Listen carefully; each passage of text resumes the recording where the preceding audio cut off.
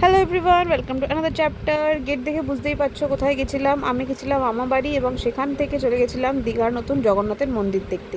চৈতন্যদ্বার থেকে ডান দিকে গিয়ে গাড়ি পার্ক করে আমরা চলে গেছিলাম মন্দিরের ভিতরে। চলো একটু মন্দিরটা ঘুরে দেখাই।